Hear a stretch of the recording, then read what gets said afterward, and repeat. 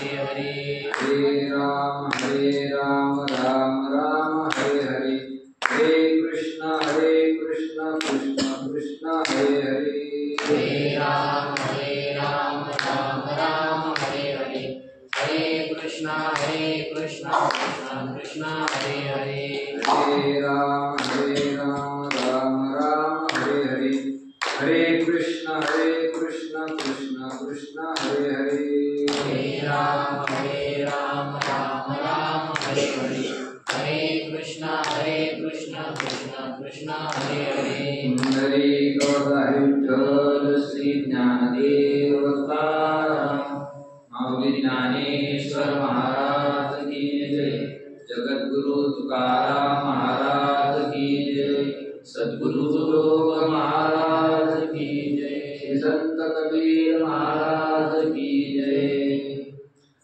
नमामि सद्गुरुं शान्तं सच्चिदानंद विग्रहं, पूर्ण ब्रह्म परानंद मीशमानंदी वल्लभम्।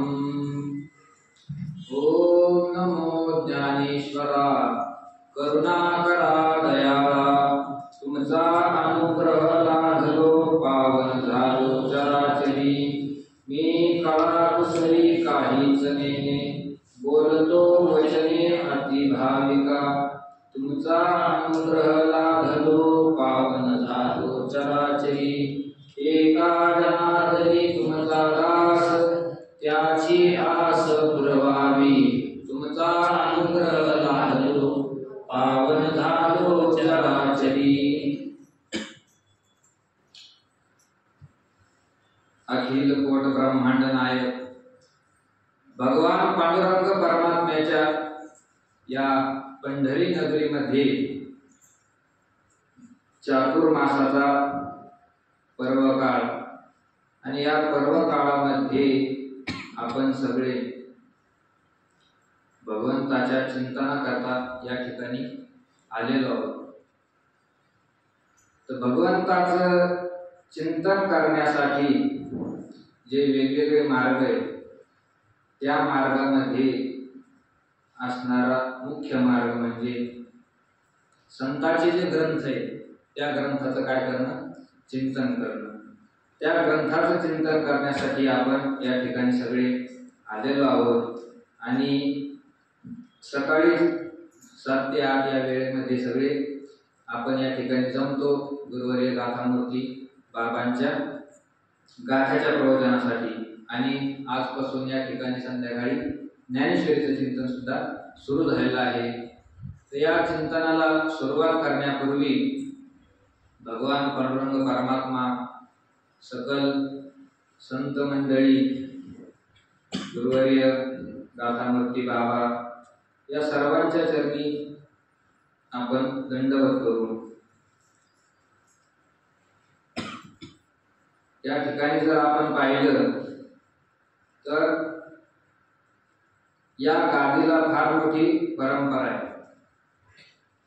या ठिकाणी फार मोठ्या महात्मा मंडळींनी काय केले, प्रवचन केले, गाथा सांगितला, ज्ञानेश्वरी सांगितलाय। गुरुवर्य वैकुंठवासी रामकृष्ण भाऊ येडशीकर असतील, भोसरीकर माऊली असतील, इत्यादी सर्व मंडळी, गुरुवर्य बाबा यांच्या व्यतिरिक्त सर्व ज्ञात अज्ञात संत महात्मे या ठिकाणी येऊन गेले। यांच्या पदस्पर्शाने पावन झालेला हा कबीर मठ आहे, याची ख्याती सर्व महाराष्ट्रामध्ये प्रसिद्ध आहे।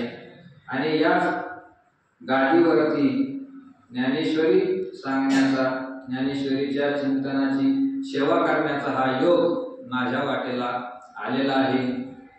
त्याचं संपूर्ण श्रेय गाथामूर्ती बाबांकडे आहे, कारण त्यांचीच आज्ञा आणि त्यांच्या आज्ञेमुळे या ठिकाणी सेवा करण्याचा काय आला, योग आला। आणि त्याचबरोबर विष्णू महाराज कबीर, भागवत महाराज कबीर या दोघांनी सुद्धा या ठिकाणी ज्ञानेश्वरीच्या चिंतनासाठी अनुमती दिली, त्यामुळे त्यांचाही या ठिकाणी मोठा वाटा आहे। आणि या सर्वांच्या योगाने या ठिकाणी आपण चिंतनाच्या सेवेकरता प्राप्त झालेलो आहोत। सर्वात आधी भगवान पांडुरंग परमात्म्याच्या चरणी आपण दंडवत करू, नमन करू आणि भगवंताचे आभार आपण मानू। कारण बरे झाले आजीवरी, नाही पडलो मृत्यूच्या आहारी, वाचून आलो इथवरी, उरले ते हरी तुम्हा समर्पण। जसे तुकोबारा म्हणतात, आजीवरी बरे झाले, आजपर्यंत सगळं हे चांगलं झालंय। काय चांगलं झालं?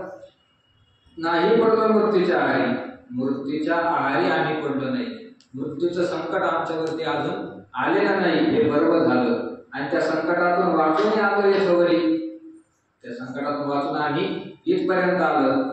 तुकोबारायांनी मृत्यूच्या आहारी म्हणलं, तर मृत्यूच्या आहारीच मला असं वाटतं बरे झाले आजीवरी, नाही पडलो कोरोनाच्या आहारी। कारण फार मोठ्या कोरोनाचं संकट आलं आणि त्या कोरोनाच्या संकटामध्ये चांगले चांगले माणसं, भरपूर संख्येने माणसं, बरीच लोकसंख्या कमी झाली, सुदैवाने आपला त्याच्यामध्ये नंबर नाही लागला, त्याच्यामुळे बरे झाले आजीवरी। आणि मग आता काय करायचं? तर उरले ते हरी तुम्हा समर्पण। देवा, आता आमच्या वाट्याला जे आयुष्य उरलेलं आहे ते तुम्हा समर्पण, आता आम्ही काय करतो ते तुला समर्पण करतो। कसं समर्पण करायचं ते? तर काया, वाचा आणि मनाने भगवंताची सेवा करणं, हेच भगवंताला आयुष्य समर्पित करणं आहे। त्याच सेवेचा एक भाग म्हणून आज या ठिकाणी आपण चिंतनाकरता प्राप्त झालेलो आहे। तर हे ज्ञानेश्वरीचं चिंतन आपल्याला या ठिकाणी करायचंय। मला असं वाटतं ज्ञानेश्वरीचं चिंतन सुरू आहे, तर ज्यांना वाचता येतं त्या श्रोत्याजवळ सुद्धा काय ज्ञानेश्वरी उपलब्ध पाहिजे। ज्ञानेश्वरी जर समोर असली तर मग चिंतन होण्यासाठी अजूनच काय येतो, चांगला लाभ प्राप्त होतो। जी ओवी चालू आहे त्या ओवीचा नेमका अर्थ काय आहे, त्या ओवीमध्ये कोणते पद आहे, पदाचा अर्थ काय आहे, ही प्रत्येक गोष्ट काय होती समजून येते। त्यामुळे प्रत्येकाकडे ज्ञानेश्वरी असली पाहिजे, अशी काय इच्छा आहे। ज्यांना लिहिता येतं, वाचता येतं, त्यांनी उद्यापासून ज्ञानेश्वरी घेऊन या, ज्ञानेश्वरी उघडून बसायची आणि मग जे चिंतन आपल्याला करता येईल त्या चिंतनामध्ये आधी काय होईल, सुलभता आपल्याला प्राप्त होईल। तर ज्ञानेश्वरीचं हे जे चिंतन करायचंय, ते चिंतन करण्यासाठी जी कोणाची ज्ञानेश्वरी असेल चालते, कोणाची ज्ञानेश्वरी असो, फक्त ज्ञानेश्वरी समोर पाहिजे। ज्ञानेश्वरीमध्ये बरेच पाठ वेगळे, पण पाठ भेटले असले तरी आपल्याला जेवढे पाठ माहीत आहे तेवढ्या पाठाचा योग्य अर्थ गाथामूर्ती बाबाच्या कृपेने आपण लावून संगती लावण्याचा प्रयत्न करू। म्हणून उद्यापासून सर्वांनी ज्ञानेश्वरी घेऊन यायची। रोज ज्ञानेश्वरीमध्ये जेवढं चिंतन होईल तेवढं चिंतन श्रवण झाल्यानंतर कुणाला जर काही शंका असली तर शंका तुम्ही शेवटला शंका सांगायची, दुसऱ्या दिवशी त्या शंकेचं निरसन करण्याचा प्रयत्न करू। चला, आता ज्ञानेश्वरीला आरंभ करायचा आहे। तर असा सुद्धा प्रश्न बऱ्याच भाविकांना पडू शकतो की या ज्ञानेश्वरीचं चिंतन करायचं कशासाठी, काय गरज आहे ज्ञानेश्वरी चिंतन करण्यासाठी? इतर सुद्धा मार्ग आहे ना भगवत प्राप्तीचे। आपण जर पाहिलं तर सर्व संतांनी नाम साधना सगळ्यात काय सांगितले आहे, श्रेष्ठ सांगितले आहे। जर एवढी नाम साधना जर श्रेष्ठ आहे तर मग या ग्रंथाचं चिंतन कशासाठी करायचं? काय गरज पडली ग्रंथाचं चिंतन करण्यासाठी? संतांनी सांगितलं फक्त नामस्मरण करायचं, नामस्मरण करायचं, काय अडचण आहे? पण असं जरी असलं तरी नाम केवळ नामस्मरण केलेलेच उद्धार होतो असं नाही। सकाळी प्रवचनामध्ये आपला बाबांचा विषय झाला की कोणतीही साधना जर करायची असेल तर त्या साधनेमध्ये दोष काय करावे लागतात, टाळावे लागतात। भगवंतांनी सांगितलं त्याच्यात दोष वदित्य की साधनाचा त्याग करायचा नाही सांगितला, साधनामध्ये जे दोष होतात त्या दोषाचा काय करायचा, त्याग करून टाकायचा। म्हणून दोषाचा त्याग झाला तर साधना काय होत असते, व्यवस्थित होत असते। ती साधना व्यवस्थित होण्यासाठी सगळ्या दोषाचा त्याग करावा लागतो। मग ते दोष नेमके साधनामध्ये कोणते आहे, त्या साधनासाठी उपकारक करणारे घटक कोणते आहे, या सगळ्याचं चिंतन घडावं, या सगळ्याची माहिती आपल्याला प्राप्त व्हावी। कारण एखाद्या मार्गाने एखाद्या गावाला जर आपल्याला जायचं असेल तर जाताना त्या गावाला जाणारा सर्वात सोपा रस्ता कोणता आहे याचा आपल्याला प्रथम काय पाहिजे, ज्ञान पाहिजे। त्यानंतर त्या मार्गाने जायचं असेल तर साधन कोणतं वापरावं, कशाने त्या मार्गाने जावं याचं सुद्धा आपल्याला ज्ञान पाहिजे। त्या मार्गामध्ये आपण जर गेलो तर आपल्याला काय अडथळे येऊ शकतात याचा आपल्याला काय पाहिजे, ज्ञान पाहिजे। त्या मार्गाने जाण्यासाठी आपण प्रारंभ कुठून केला याचं ज्ञान पाहिजे. परत त्या मार्गाने जाण्यासाठी आपल्याला किती वेगाने जावं लागेल त्या वेगाचं सुद्धा आपल्याला ज्ञान पाहिजे. त्या मुक्कामाला पोहोचण्यासाठी आपल्याकडे किती वेळ शिल्लक आहे त्या वेळेचं सुद्धा आपल्याला ज्ञान पाहिजे. या सर्वांगीण दृष्टीचा जर विचार करायचा असेल तर हे सर्व ज्ञान कुठं भरलेलं आहे तर ग्रंथांमध्ये भरलेलं आहे. ज्ञानेश्वरी असेल, गाथा असेल, नाथ महाराजांचं भागवत असेल, या सगळ्या ग्रंथांमध्ये काय सांगितलेलं आहे साधनेचे सर्व घटकाचं ज्ञान संतांनी आपल्याला करून दिलेलं आहे. नुसता नामस्मरण जर करायला लागला तर तो भगवंतापर्यंत पोहोचेलच असं सांगता येत नाही. पोहोचू शकतो, त्याचं प्रारब्ध जर बळकट असेल, साधना जर चांगली असेल, विश्वास असेल तर पोहोचू शकतो. पण सगळे पोहोचू शकतात असं नाही, कारण आपल्याला सुद्धा अनुभव येतो. आपण सगळेच काय नाम घेणार आहे, नामस्मरण करणार आहे, तर आपल्याला अजून भगवत प्राप्ती तर दूरच आहे, पण कशाचाच अजून अनुभव आलेला नाही. काही लाभलेला असेल त्यांच्या दंडवत, पण सगळ्यालाच अनुभव आलेला असतो असं काही नाही. म्हणून त्या मार्गापर्यंत पोहोचण्यासाठी सर्वांगीण ज्ञान व्हावं म्हणून ग्रंथाचं काय चिंतन आहे. ते ज्ञानेश्वरी गाथा याचं जे चिंतन सांगितले ते चिंतन याच्यासाठीच करावं लागतं. संतांनी जरी मार्ग नामाचा सांगितला असला तरी केवळ नामाचं स्मरण केलं असं काही नाही. प्रत्येक संताचा जर विचार केला तर संतांनी कुठं कुठं ग्रंथाचं काय केलं सापडतं, अध्ययन सापडतं. तुम्ही महिपती बाबाचं चरित्र वाचा. महिपती बाबांनी जवळजवळ 250 ते 250 संतांचे काय लिहिले चरित्र लिहून ठेवले. त्या चरित्रामध्ये भक्तलीलामृत नावाचा ग्रंथ आहे, त्यामध्ये विस्ताराने चरित्र आपल्या महाराष्ट्रातल्या संतांचे आलेले.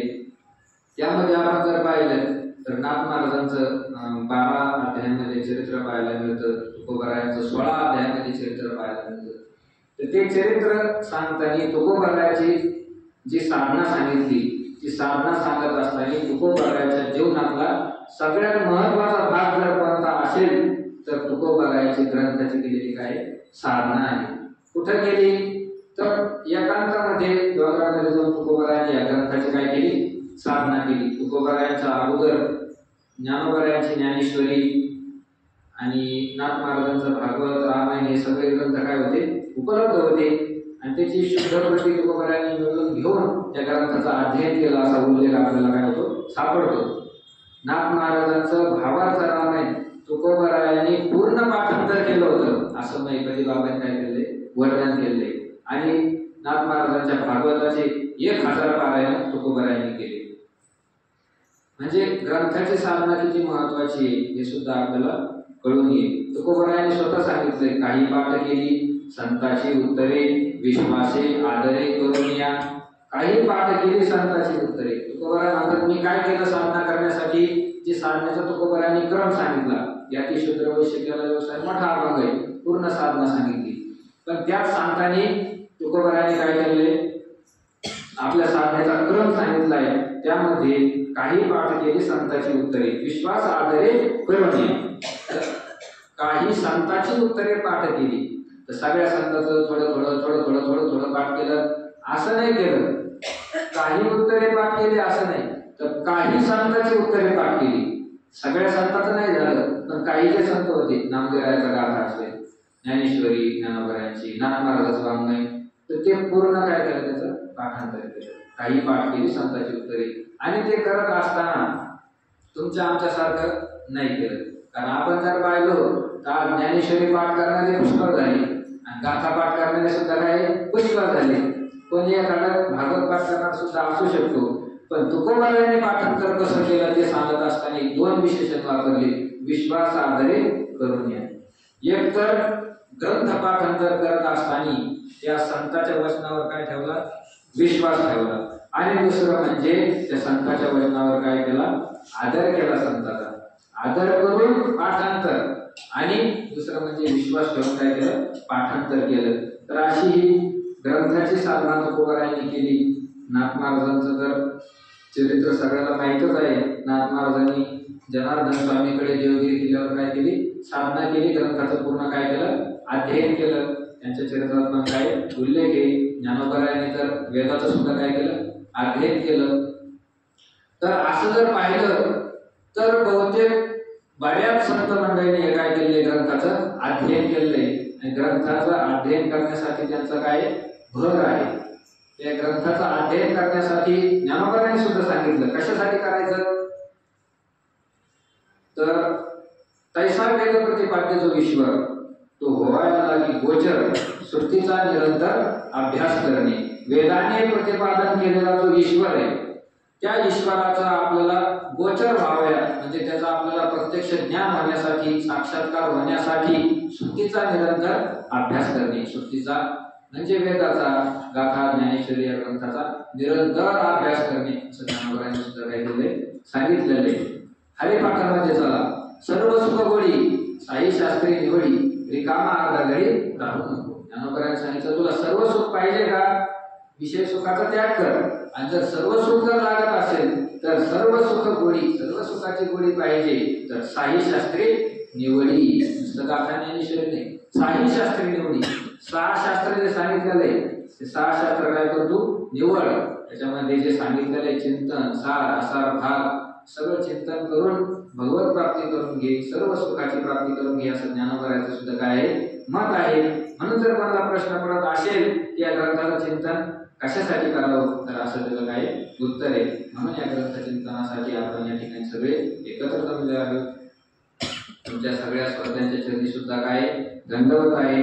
कारण ज्ञानोबांनी सांगितलं वक्ता तो वक्ता हे श्रोतेचे. श्रोता जर नसेल तर मग वक्त्याचा काय फायदा, पुढे तर ऐकायलाच कोणी बसले तर कोणाला सांगणार आहे असं ज्ञानोबांचं सुद्धा काय मत आहे. म्हणून श्रोत्याला सुद्धा तेवढंच काय आहे महत्व आहे. तुकाराम महाराजकडे जर गेले तर मग त्यांना काही घेतलेलंच नाही. कारण त्यांच्या जीवनामध्ये सुद्धा असा प्रसंग आला का कीर्तन करण्यासाठी पुढे कोणीच नव्हतं. तुकाराम महाराज देवाला सांगितलं आता माझा श्रोता वक्ता तुझी देवा आता तूच माझा श्रोता होय आणि अंतःकरणामध्ये बसून तूच काय होईल वक्ता होईल आणि मग मी काय करेन कीर्तन करेन असे. म्हणून जे श्रवण करण्यासाठी येतात त्यांना तर लाभ होणारच नाही. ते आमचे कबीर महाराज बसलेले लेकराचं श्रवण करण्यासाठी.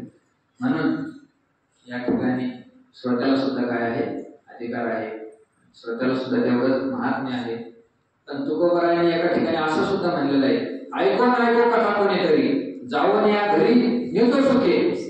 कोणी कथा ऐको कोणी कथा नाही ऐको. पण ऐकायचे असेल तर ऐका, पण ऐकायचे नसेल तर नका ऐकू. जाऊन या घरी नेतो सुखे. घुसाळा आपापल्या घरी जाऊन झोपले तरी सुद्धा काही आम्हाला अडचण येत नाही. म्हणून हे सगळं चिंतन कशासाठी असतं आपल्या स्वतःच्या उद्धारासाठी असतं असा विचार करून आपण सगळे या ठिकाणी आपण ज्ञानेश्वरीच्या चिंतनाला काय करू प्रारंभ करू.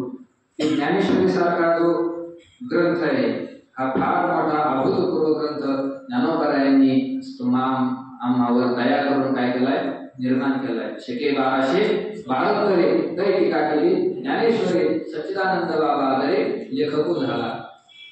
1212 या शकामध्ये काय केलं ज्ञानोबारायांनी ज्ञानेश्वरीची उत्पत्ती केली, ज्ञानेश्वरीची रचना केली, ज्ञानेश्वरी सांगितली आणि सच्चिदानंद बाबांनी आदराने त्याचं काय केलेलं आहे लेखन केलेलं आहे. अशी ही ज्ञानेश्वरी 1212 या शकामध्ये. आता बऱ्याच जणांना हे शकन ते काही कळतच नाही, भानगडत नाही, त्यांना फक्त सण माहिती 2025. तर मराठी जे पंचांग आहे हिंदू धर्माचं सनातन वैदिक धर्माचं जे पंचांग आहे ते पंचांग शालिवाहन शकानुसार काय करत असतं चालत असतं. आणि आताचा या ठिकाणचं वर्ष या वर्षीचं वर्ष 1947 असं मराठी वर्षानुसार माहिती, पण ते मराठी माणसालाच माहित नाही, अवघड. म्हणून 1212 या शकामध्ये ज्ञानोबारायांनी नेवासा या ठिकाणी ज्ञानेश्वरीची काय केली रचना केली. आणि हे वर्ष म्हणजे महत्वाचं वर्ष आहे. या वर्षी ज्ञानोबारायांचा जन्माचा 750वा काय वाढदिवस आहे. 750वा जन्माचा हा उत्सव आहे ज्ञानोबारायांचा. ज्ञानोबारायांचा जन्म होऊन 750 वर्ष या वर्षी पूर्ण झालेले आहेत. म्हणून हा अभूतपूर्व योग आहे आणि या योगाच्या ठिकाणी मला ज्ञानेश्वरीची सेवा करण्याची संधी गाथामूर्ती बाबाकडून प्राप्त झालेली आहे. तुम्ही बोलविल्या मी बोलेन असं संतांनी म्हटलेलंच आहे. जसं ज्ञानोबारायांनी सांगितलं निवृत्तीनाथांना तुम्ही जसे माझ्याकडून बोलवून घेताना तसं मी बोलण्याचा काय करीन प्रयत्न करीन. तसं मला वाटतं तर गाथामूर्ती बाबांनी जसं बोलवून घेतील तसं मी बोलण्याचा काय करीन प्रयत्न करीन. पुनश्च सर्वांना एक विनंती आहे की सर्वांनी या ठिकाणी श्रवणास येताना ज्ञानेश्वरीचा ग्रंथ सोबत घेऊन यावा ही सगळ्याकडे काय अपेक्षा आहे. ज्यांना लिहिता वाचता येतं त्यांच्यासाठी. चला, हा ज्ञानेश्वरीचा जो ग्रंथ आहे तो फार मोठा दिव्य ग्रंथ आहे. ज्ञानोबांनी याची रचना केलेली आहे. कोणी विचारलं असेल ज्ञानोबाला की तुम्ही हा ग्रंथ निर्माण केला कशासाठी, का हा ग्रंथ निर्माण केल्यासाठी कशासाठी केला? कारण जर पाहिलं तर आपल्या सनातन धर्मामध्ये एवढे ग्रंथ आहे की त्याचे नाव सुद्धा आपल्याला काय माहिती. संतांच्या ग्रंथाचेच फक्त नाव माहिती, त्या व्यतिरिक्त काय महाभारत रामायण एवढंच बस. इतके ग्रंथ आहे की मनुष्य जर शिकायला लागला तर त्याला 7 जन्म पुरणार नाही, एवढे ग्रंथ काय संप्रदायामध्ये सनातन धर्मामध्ये आहे. तर एवढं सगळं असताना सुद्धा तुम्ही परत ग्रंथ का करता, का ज्ञानेश्वरी तुम्ही परत केली, असं सुद्धा एखाद्याला वाटू शकतं. तर ज्ञानोबांनी त्याचं एका ठिकाणी उत्तर दिलेलं आहे की कशासाठी निर्माण केला ग्रंथ, तर फिटो विवेकाची वाणी हो काना माना जिनी, असं ज्ञानोबांनी वर्णन केलंय. देखो आवडे तो खाणी ब्रह्मविद्येची. कशासाठी ग्रंथ निर्माण केला हो, तर विवेकाची वाणी फिटो.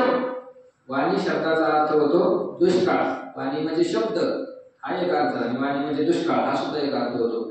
तर विवेकाची जी वाणी आहे, विवेकाचा जो दुष्काळ या जगतामध्ये आहे, तो विवेकाचा दुष्काळ फिटून जावं, दुष्काळ नष्ट हो, याच्यासाठी मी काय केलं आहे, ग्रंथ केलेला आहे, असं ज्ञानोबांचं मत. हो काना माना जिनी, ग्रंथ श्रवण करून कानाला मनाला नवीन जीवन प्राप्त झाल्यासारखं हो. देखो आवडे तो खाणी ब्रह्मविद्येची. आवडे तो शब्दाचा अर्थ काय, वाटेल तो कोणीही असो, ब्रह्मविद्येची खाणी देखो. त्याला काय प्राप्त झालं पाहिजे, ब्रह्मविद्येची ब्रह्मज्ञानाची खाण त्याला प्राप्त झाली पाहिजे, यासाठी मी ग्रंथ केला. आणि याचा अधिकारी सुद्धा आपल्या लक्षात येतो की आवड येतो कोणीही असो, कोणी जरी असला, परंतु तो जर भाव धरून ज्ञानोबांच्या ज्ञानेश्वरी जवळ जर आला तर ज्ञानेश्वरी त्याचा निश्चितच ब्रह्मविद्येची खाणी त्याला दाखवल्याशिवाय राहत नाही. फक्त भाव धरून या ज्ञानेश्वरीपर्यंत आपण काय पाहिजे, आलो पाहिजे. म्हणून फिटो विवेकाची वाणी हो काना माना जिनी. विवेकाची वाणी फिटो, विवेकाचा दुष्काळ या जगतामधून काय झाला पाहिजे, संपून गेला पाहिजे. म्हणून मी ज्ञानेश्वरी केली असं ज्ञानोबा म्हणतात.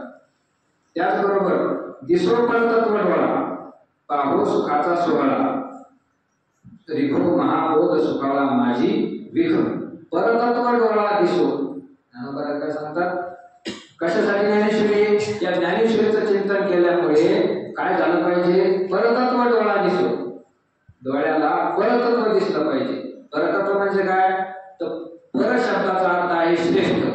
श्रेष्ठ असणार जे ब्रह्मतत्व, ते ब्रह्मतत्व डोळ्याला दिसलं पाहिजे. हे काय माझ्या ज्ञानेश्वरीचा उद्देश आहे, याच्यासाठी ज्ञानेश्वरी केली.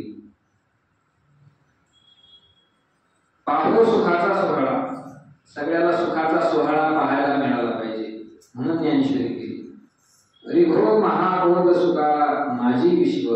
हे सर्व जे विश्व आहे ते महाबोधाच्या महाज्ञानाच्या सुकाळामध्ये त्याने प्रवेश केला पाहिजे, याच्यासाठी मी काय केले, ज्ञानेश्वरी केली. संताची ही काय आहे, दया आहे. करुणा करा दयाळा असं जे नाथमहाराजांनी म्हटलं, तर दयाळा शब्द नाथमहाराजांनी ज्ञानोबा करता वापरला. तर दयाळा शब्द का वापरला, तर ज्ञानोबांची जी दया आहे ती दया म्हणजेच काय, ज्ञानेश्वरी. ज्ञानेश्वरीच्या रूपाने ज्ञानोबांची दया काय झाली, प्रगट झाली. यासाठी ज्ञानोबांनी ग्रंथ केला. तुकोबारायाकडे सुद्धा जर विचारलं, तुकोबारायांनी सुद्धा असंच सांगितलेलं आहे. कशासाठी निर्माण केला ग्रंथ, तर हितावरी यावे कोणी बोलिलो या भावे. अभंगाची रचना कशासाठी, कोणी हितावरी यावे या भावे बोलिलो.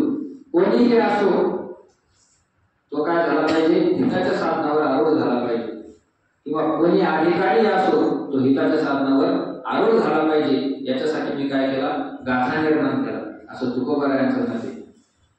म्हणून त्या ज्ञानेश्वरीच्या चिंतनासाठी आपण आज प्रारंभ करत आहोत. पुनश्च एकदा भगवान पांडुरंगाच्या चरणी, संत मंडळीच्या चरणी, गुरुवारांच्या चरणी दंडवत करून आपण या ज्ञानेश्वरीच्या चिंतनासाठी काय करू, प्रारंभ करू. तर प्रारंभी पहिल्या ओळीमध्ये ज्ञानोबांनी काय केलेलं आहे, मंगल केलेलं आहे. या मंगलाची परंपरा आपल्या शास्त्रामध्ये पहिल्यापासून काय आली चालत आली आहे.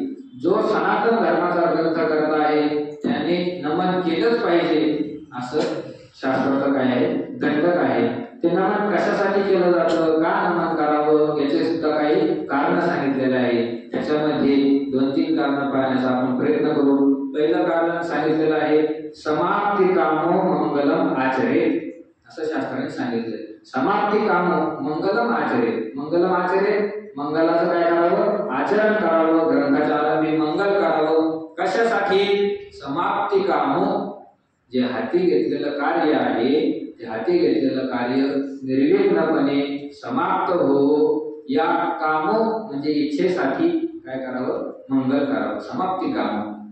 दुसरं जर पाहायला गेलं तर आपल्यावर अवैदिकपणाचा आरोप येऊ नये म्हणून सुद्धा काय केलं जातं मंगल केलं जातं.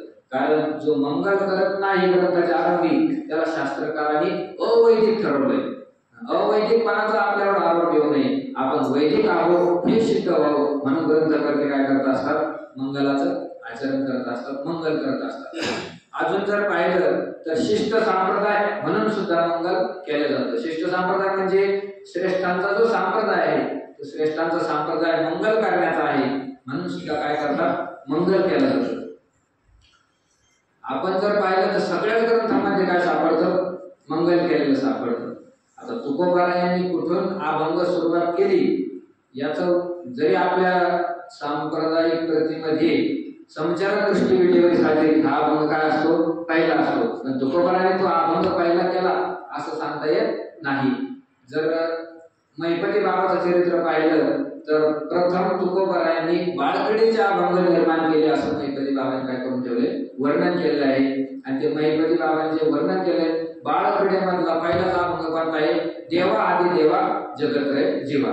तर इथं सुद्धा तुकोबाराने काय सापडलेलं मंगल केलेलं सापडतं. देवा आदि देवा जगत्रय जीवा, देवाचं वर्णन केलेलं असल्यामुळे काय आहे ते काय मंगल स्वरूपी सगळ्याच ग्रंथकारांनी केलेलं आहे. मंगल करण्यासाठी अथ आणि ओम हे 2 शब्द सुद्धा बहुत करून काय केले जातात वापरले जातात. ज्या ग्रंथाच्या आरंभी ओम आणि अथ शब्द आला तर समजून घ्यायचं हा ग्रंथ काय वैदिकाचा ग्रंथ आहे आणि या ग्रंथाच्या आरंभी मंगल केलेलं आहे. ब्रह्मदेवाच्या मुखामधून सर्वात अगोदर हे 2 शब्द बाहेर पडले, अथ शब्द आणि ओम शब्द. ओंकारश्चात शब्दश द्वावेतो ब्रह्मण पुरा कंठन भित्वा विगरितेन तेन मांगलिका उभो, तेन उभो मांगलिका. त्यामुळे हे 2 शब्द काय मांगलिक झालेले आहे असं सांगितलंय शास्त्रकारांनी. म्हणून मंगलाचं संतांनी काय केलंय आचरण केलेलं आहे. नारद महर्षींनी सुद्धा भक्ती सूत्राचा आरंभ करताना अथातो भक्ती व्याख्यास्या महा, आता आम्ही भक्तीची व्याख्या करतो असं अथ शब्दाने काय केलेलं आहे प्रारंभ केलेला आहे. आता शब्दाचाच मराठी अर्थ काय होतो आता. आता शब्द मंगलवाचक आहे. आता तो ब्रह्म जिज्ञासा अशी ब्रह्मसूत्राची काय आहे सुरुवात आहे. आता आम्ही ब्रह्माच्या जिज्ञेसे करता काय करतो ग्रंथ करतो, ब्रह्माचा विचार करणारा काय करतो ग्रंथ करतो असा अर्थ शब्दाचा काय होतो अर्थ होतो. म्हणजे प्रत्येक ग्रंथकारांनी काय केलेलं आहे मंगल केलेलं आहे. हा वैदिकपणाचा आरोप येऊ नये, पूर्व काय आहे परंपरा आहे, शिष्टाचा संप्रदाय आहे आणि तो संप्रदाय जपण्यासाठी ज्ञानोबरायांनी सुद्धा या ज्ञानेश्वरीला काय केलेलं आहे मंगलानी सुरुवात केली आहे. त्या मंगलाचे 3 प्रकार मुख्यतः पडतात. वस्तुनिर्देश स्वरूप मंगल आहे, त्यानंतर आशीर्वाद स्वरूप काय मंगल आहे आणि तिसरं नमस्कार स्वरूप मंगल आहे. संताला महात्म्याला नमन करणं याला काय म्हणायचं नमस्कार स्वरूप मंगल म्हणायचं. जसं तुकोबारायांनी नमन केलेलं आहे सगळ्या गावांमध्ये पांडुरंगा करू प्रथम नमन दुसरे चरणा संताच्या जसं नमन केलेलं आहे ते नमस्कार स्वरूप काय मंगल आहे. त्याच्यानंतर वस्तू निर्देश स्वरूप सुद्धा मंगल शास्त्रकारांनी सांगितलेलं आहे. वस्तू शब्दाचा अर्थ होतो परमात्मा, त्या परमात्म्याचे सगुण आणि निर्गुण हे 2 रूप काय सांगितलेले आहे. मूर्तम अमूर्तमचे, मूर्तम आणि अमूर्तम म्हणजे सगुण आणि निर्गुण हे 2 रूप परमात्म्याचे सांगितले. त्या परमात्म्याच्या रूपाचं निर्देश करणं, रूपाचं वर्णन करतं याला काय म्हणतात वस्तू निर्देश रूप मंगल. आणि तिसरा अजून एक मंगल सांगितलेलं आहे आशीर्वाद रूप मंगल. स्वस्य स्वशिष्यस्य वांछितार्थम आशीर्वादा, स्वतःच्या किंवा स्वतःच्या शिष्याकरता जे मागितलं जातं त्याला काय म्हणतात, नमस्कार आशीर्वाद स्वरूप मंगल म्हणतात। असे मंगलाचे 3 प्रकार आहे। या 3 मंगलापैकी 2 मंगल ज्ञानोबरायांनी पहिल्या ओळीमध्ये केलेले आहेत। ज्ञानोबराय वर्णन करतात, ओम नमोची आज्ञा वेद प्रतिपाद्या जय जय स्वसंवेद्या आत्मरूपा, अशी प्रथम ओवी। त्या ओवीचा अन्वय असा होतो, आद्या वेद प्रतिपाद्या जी ओम नमो स्वसंवेद्या आत्मरूपा जय जय, असा काय त्या ओवीचा अन्वय आहे। काय अर्थ आहे याचा, तर या ओवीमध्ये ज्ञानोबरायांनी भगवंताचा स्वरूपाचा काय केलेलं आहे, निर्देश केलेला आहे। सगुण रूपाने त्याचं काय केलेलं आहे, वर्णन केलेलं आहे। निर्गुण रूपाने सुद्धा त्याचं वर्णन केलेलं आहे। तर वर्णन करत असताना ज्ञानोबराय सुरुवात करतात की आद्या, कोण आहे वो भगवंत, कोणाचं मंगल केलं आहे, कोणाचं वर्णन केलं आहे, तर ज्याचं वर्णन केलं त्याचं काय सांगतात, त्याचं लक्षण सांगतात, तो कोण आहे त्याची ओळख आपल्याला करून देतात। तर ओळख करून देण्यासाठी ज्ञानोबरायांनी शब्द वापरला आद्या। तो कोण आहे, आद्या। आदी शब्दाचा अर्थ होतो सर्वात आरंभी असलेला, सगळ्यात अगोदर असलेला असा जो परमात्मा आहे। त्यासाठी विशेष रूपाने ज्ञानोबरायांनी काय केलेलं आहे, आद्या शब्द वापरलेला आहे। तर हे आद्या शब्द का वापरला, आद्या शब्दाचा नेमका अर्थ काय आहे, तर ही जी सृष्टी आहे ती सृष्टी कोण निर्माण केली, भगवंताने निर्माण केली। आणि या भगवंताने सृष्टी जी निर्माण केली ती ईश्वर रूपाने निर्माण केली। सृष्टीची निर्माण करणारा कोण आहे, तर ईश्वर आहे। ईश्वर या सृष्टीची काय करत असतो, रचना करत असतो। त्या ईश्वराचं तटस्थ लक्षण शास्त्रकारांनी सांगितलं, यतोवायमानी भूतानी जायन्ते येन जातानी जीवंती यत् प्रविश्य सन्ति तत् ब्रह्म तत् विजिज्ञासस्व तत् ब्रह्म। म्हणजे ज्याच्यापासून हे चराचर सगळे भूत प्राणी मात्र जन्माला येतात, ज्याच्या योगाने जगतात, ज्याच्यामध्ये या सर्वांचा काय होतो, लय होऊन जातो, त्याला काय म्हणतात, ईश्वर म्हणतात। जयापासून सकळ महिमंडळ हे झाले, तो एक पंढरीचा राणा। ज्याच्यापासून हे सगळं महिमंडळ निर्माण झालं, जिने हे ईश्वर निर्मिले, असा जो परमात्मा आहे तो ईश्वर रूपाने आहे। हे त्याचं काय तटस्थ लक्षण आहे। तो ईश्वर या सृष्टीची काय करत असतो, रचना करत असतो। तर सृष्टीची रचना करत असताना त्या ईश्वराचं स्वरूप कसं असतं हे पंचदशी कारांनी एका ठिकाणी सांगितलेलं आहे। मायाबिंबो वशीकृत्य तामशात सर्वज्ञ ईश्वर। मायाबिंबो वशीकृत्य, मायेच्या अधीन होऊन, मायेला अधीन करून दोन्ही प्रकाराने हा ईश्वर काय आहे, या सृष्टीला निर्माण करतो।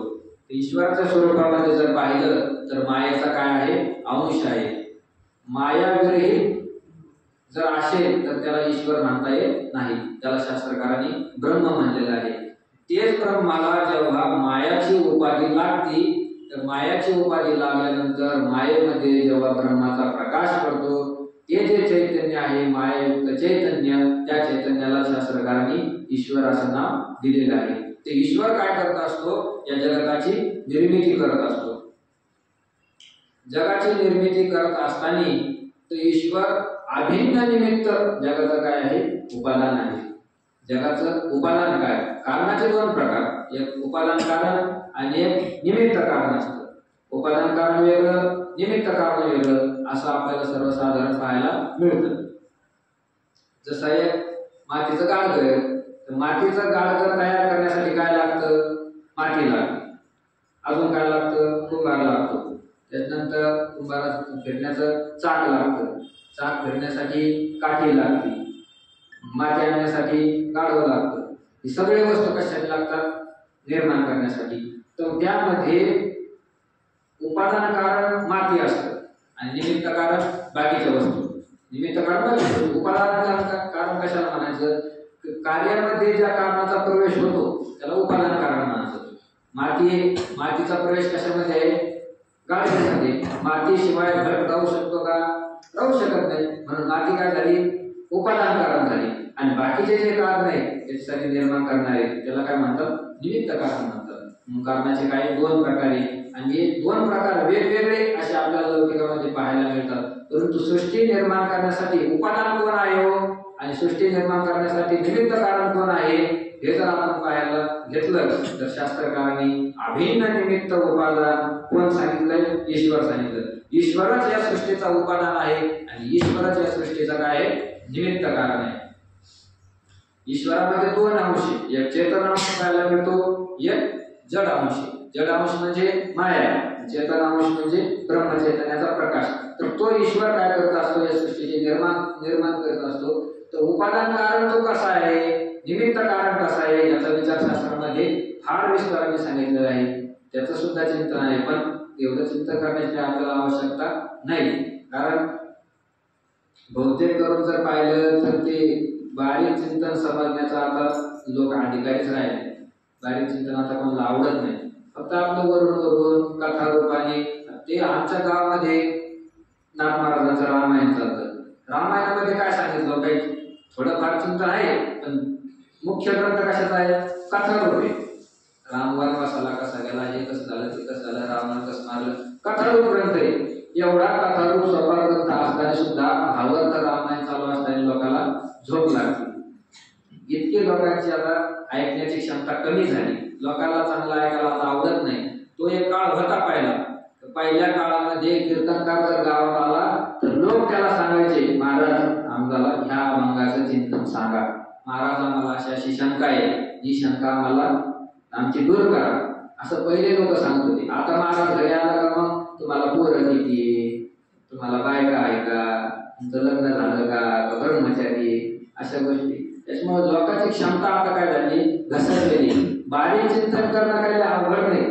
थोडं शास्त्र शिकलं का बारीक चिंतन करता येतं. पण चिंतन करून फायदा झाला पाहिजे ना. जर फायदा होत नसेल तर आधी एवढे श्रोते तुम्ही तर घरदार सोडून सगळे ऐकायला येतात. कशा करता येतात? थोडं काहीतरी करत आता समजलं पाहिजे, ज्ञान झालं पाहिजे म्हणून सगळे ऐकायला येते. पण याच्यात जर काही समजलंच नाही तर मग इथे काय होत नाही? फायदा होत नाही. असं वाटतं आपलं तिकडं नामस्मरण केलेलं काय चांगलं आहे. त्याच्यामुळे फार चिंतन करण्याचं काही आवश्यक वाटत नाही. आता काही ठिकाणी चालतं, काही होतं मोठमोठे महाराज मंडळी महिना त्यांची गोळी चालते. सगळ्या करता फायदा व्हायला पाहिजे म्हणून वर आपातच चिंतन करून आपण ज्ञानेश्वरी चिंतनाचा काय करू? प्रयत्न करू. तर तो ईश्वर सृष्टी निर्माण करतो. त्या ईश्वरामध्ये माया आणि चेतन असे दोन अंश आहेत आणि या दोन अंशाच्या योगाने अभिन्न निमित्त उपादान कारण तो ईश्वर झालेला आहे. तर त्याच्यामध्ये माया अवच्छेदकाने तो काय आहे? उपादान कारण आहे आणि चेतन अवच्छेदकाने तो काय? निमित्त कारण आहे, सृष्टीसाठी आहे. माया ही सृष्टीचं काय आहे? उपादान कारण आहे. उपादान कारण म्हणजे काय? तर कारणाचा कार्यामध्ये प्रवेश होतो तर त्या कारणाला उपादान कारण म्हणतात. या सृष्टीमध्ये कशाचा प्रवेश आहे? तर या सृष्टीमध्ये मायेचा प्रवेश आहे. माया या सृष्टीला काय आहे? उपादान आहे. या सृष्टीमध्ये माया कोणून भरलेली आहे? बहुरंगी माया अशी विखुरली, असं तुकोबाराने सांगितलं. माया बहुरंगी अनेक प्रकाराने या विश्वामध्ये काय आहे? पसरलेली आहे. माया शब्दाचा अर्थच विषम तत्व. ज्या ठिकाणी विषमता आली त्या ठिकाणी काय आहे? माया आहे. आणि या सृष्टीमध्ये विषमता काय आहे? दाखवून भरलेली आहे. प्रत्येक गोष्टीमध्ये काय आहे? विषमता आहे. आता 84 लक्ष योनी मनुष्य या ठिकाणी काय आहे?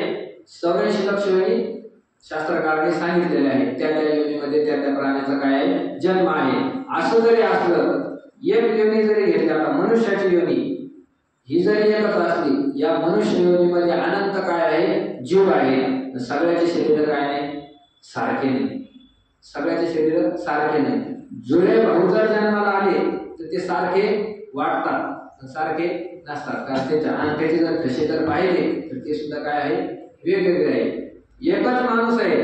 एकच माणूस जरी असला तर त्याचे प्रत्येक बोट काय नाही? सारखे नाही. प्रत्येक बोट सारखे नाही. प्रत्येक बोट काय आहे? भिन्न आहे. अंगठा एवढा जरी असला, दुसऱ्या अंगठा सुद्धा एवढाचे, पण दोन्ही अंगठ्याचे काय? ठसे वेगळे.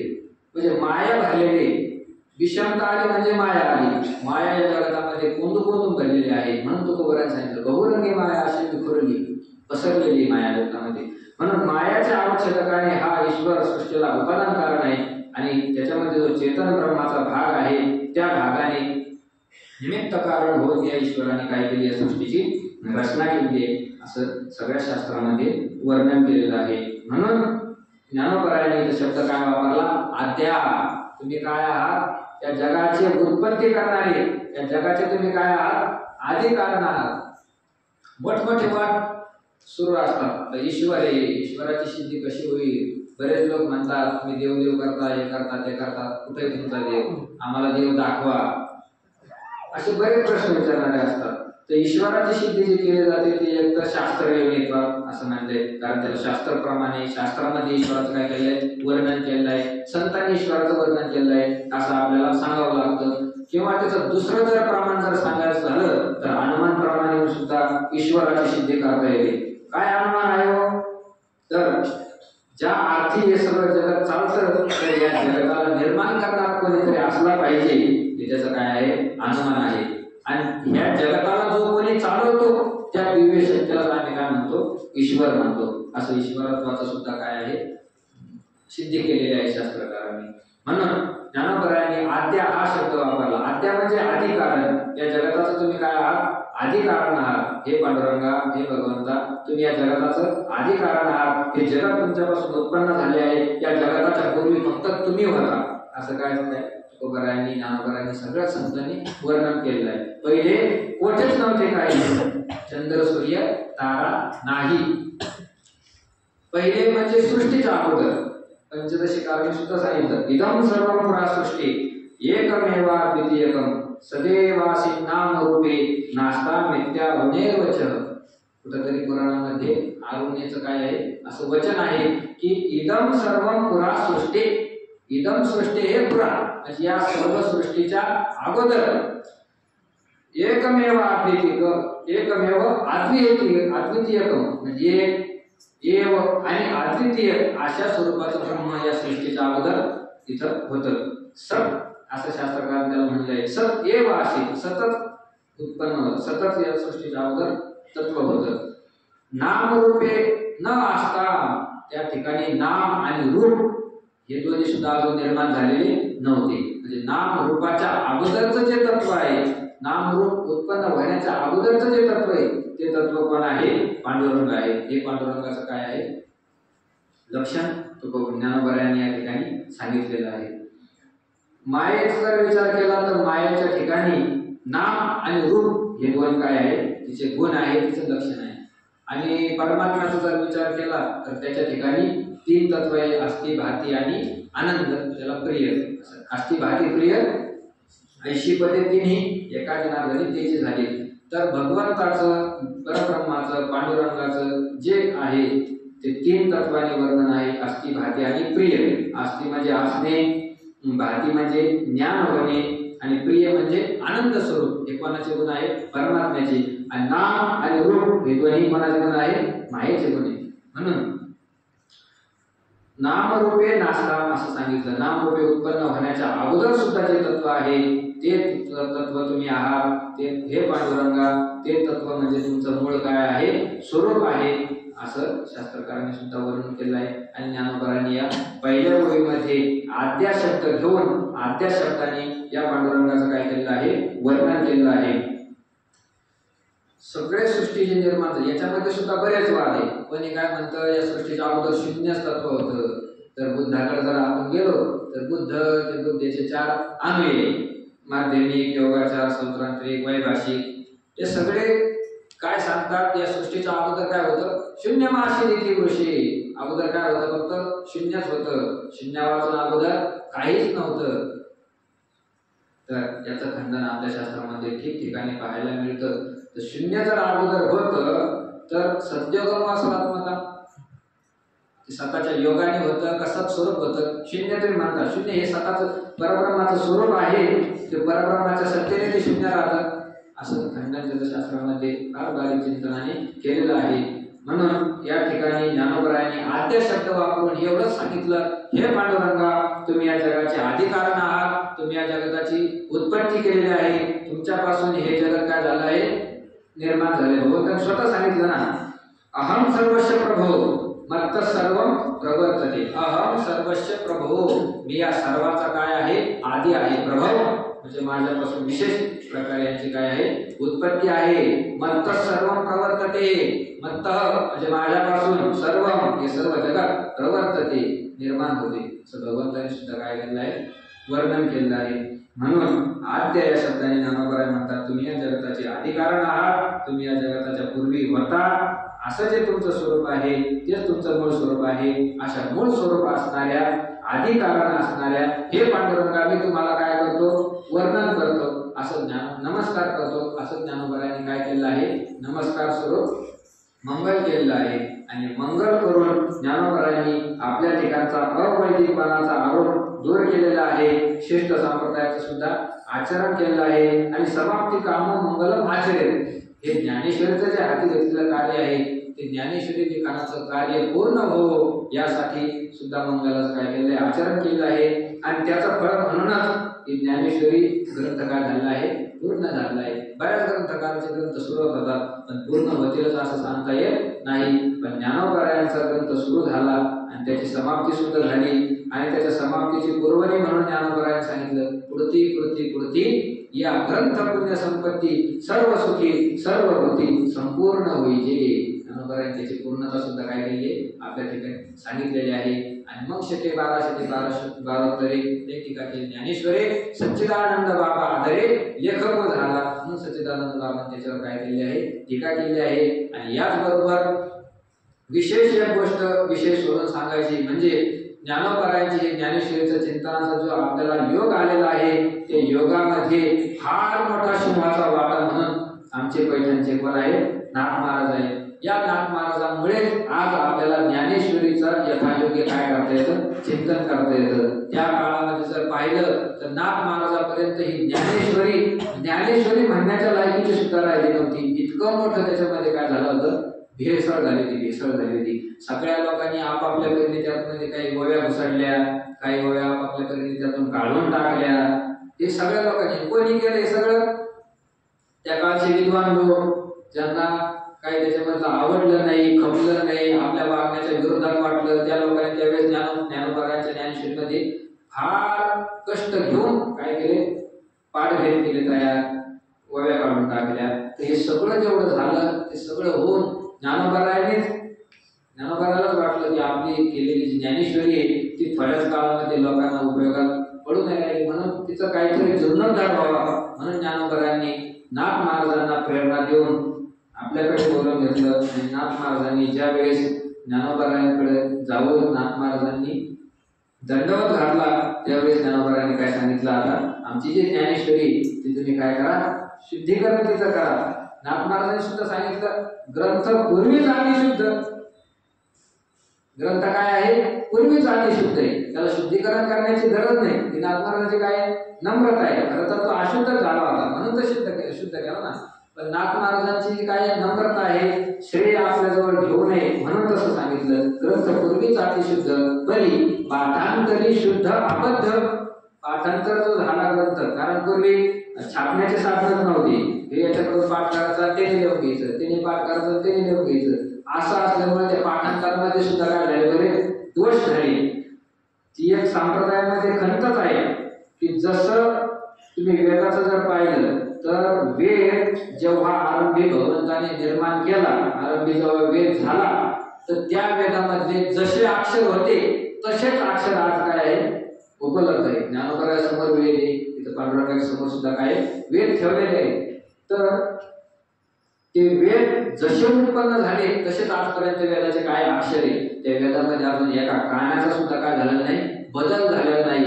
फार मोठी आपल्यावर काय झाले उपकार झाले आणि उपकार सर्वस्वी कोणाचे असेल तर त्या वेदापासून आजपर्यंत चालले आलेले जे निष्ठावान ब्राह्मण मंडळी त्या ब्राह्मण मंडळीचे एवढे फार मोठे उपकार आहे की त्यांनी वेद जसेच्या तसे आजपर्यंत आपल्यापर्यंत जपून ठेवले।